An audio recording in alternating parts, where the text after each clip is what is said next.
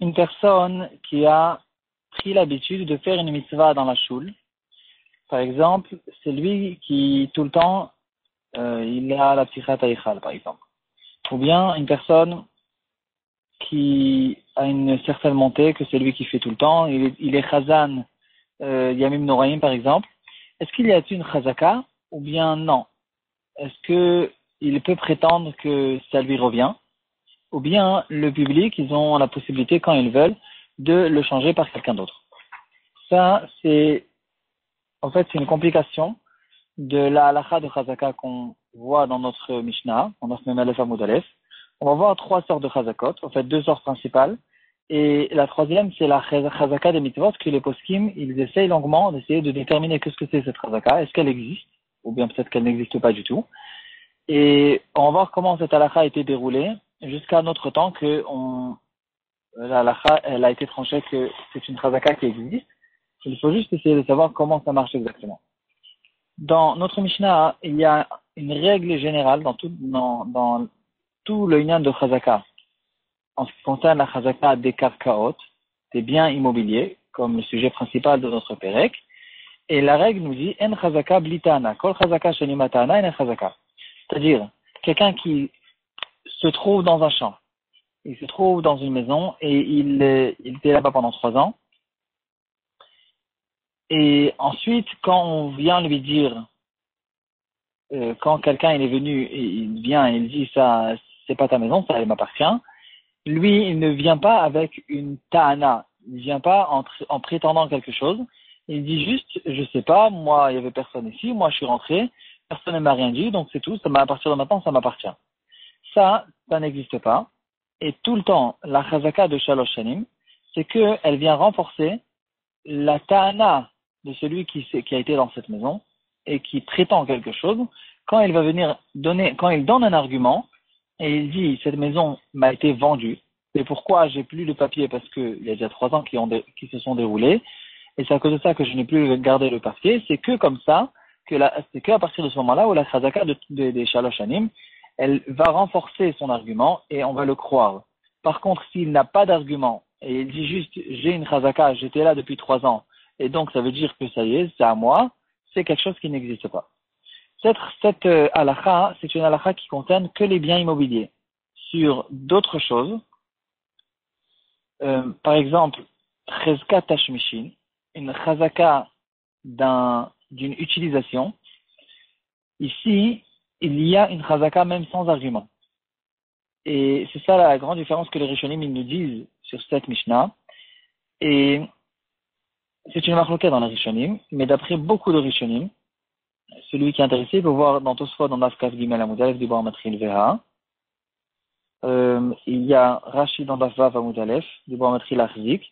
Le Rashba, il ramène plusieurs avis, et même jusqu'au Shulchan Aruch, dans Choshen Mishpat Kufunun Gimel Teifbet, et dans les Mefarshim sur le Shulchan Aruch, on peut retrouver encore cette marloquette, en ce qui concerne le Cheskat Tashmishin.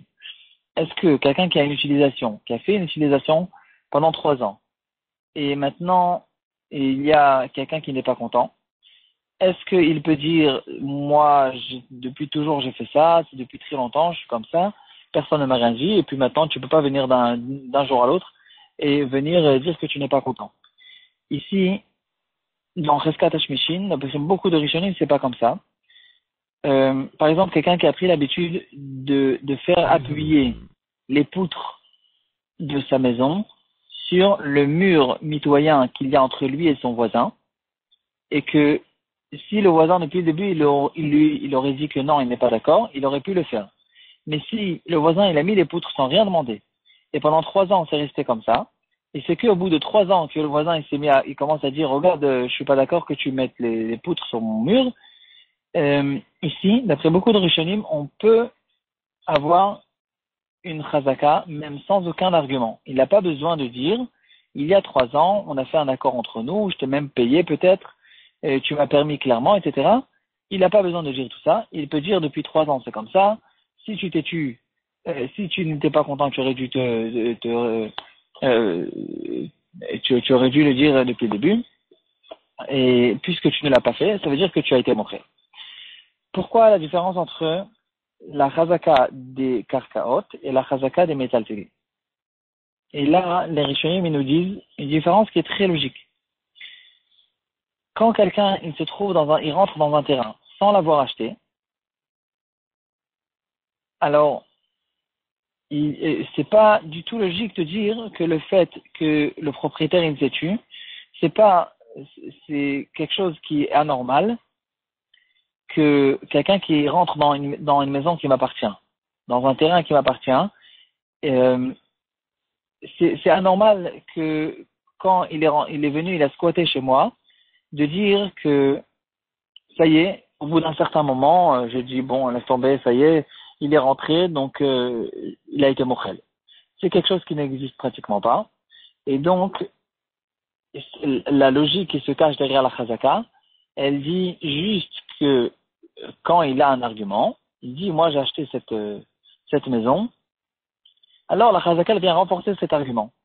Par contre, dans la chazaka d'une utilisation, c'est quelque chose qui existe. Quelqu'un qui a un bon cœur ou bien qui n'est pas nerveux, quelqu'un qui a fait une certaine utilisation dans le chasser qui appartient aux deux, ou bien toutes sortes de choses qui se passent entre des voisins, alors très souvent, c'est quelque chose qui est logique, qui existe, que le voisin il se tait parce qu'il est d'accord. Donc en fait, le silence qu'il y a dans la chazaka de Mekarkim, de Karkaot, il est différent du silence qu'il y a dans la chazaka de Tashmishin. Dans la chazaka des Karkaot, le silence ne veut jamais dire que le propriétaire a été d'accord. Donc le silence en soi, il n'a aucune valeur. Le silence, il est juste là pour aider la personne qui se trouve dans le champ, que grâce à ce silence, on va croire à ses arguments. Par contre, le silence qu'il y a entre des voisins, le silence lui-même, c'est un argument. Le fait que le voisin, il a dit, regarde, je suis là depuis toujours, tu m'as rien dit, ça veut dire, ce silence veut dire qu'il a été mochel, ce qui est quelque chose qu'on ne peut pas dire dans les karkaot. Maintenant, venons à la question sur certaines personnes qui ont attrapé des chazakot sur certaines mitzvot. Il a, par exemple, tous les Yom Kippour, il monte sur le maftir de Yona. C'est un maftir qui est très recherché. Dans certaines choules, ils ne le vendent pas. Dans beaucoup de choules, ils le vendent même à très cher. Et en tout cas, il y a une personne qui a pris la chazaka de monter à tous les maftirs Yona. Ou bien il est chazan à Rosh Hashanah. Il est Baal Tokia, ou toutes sortes de mitzvot qu'il y a. Est-ce que ça existe? Est-ce que la halakha reconnaît qu'il y a une chazaka sur cette chose-là? Ou bien non? Le rave de la choule, il pourra tout le temps dire, regarde, c'est vrai, tu es depuis 40 ans dans cette mitzvah, mais maintenant on a décidé de ramener quelqu'un d'autre, et il ne peut rien dire. Est-ce qu'il y a une chazaka ou il n'y a pas de chazaka? En fait, cette chose-là, il y a eu une certaine évolution dans la halakha, dans les générations. Dans les générations anciennes, dans les poskim d'il y a des centaines d'années, ils ne reconnaissaient pas vraiment cette chazaka. Et avec le temps, quand on a vu que ça causait des problèmes, en fait, ça faisait des histoires dans les choules, etc., les poskim, petit à petit, ils ont dit que il faut reconnaître cette chazaka.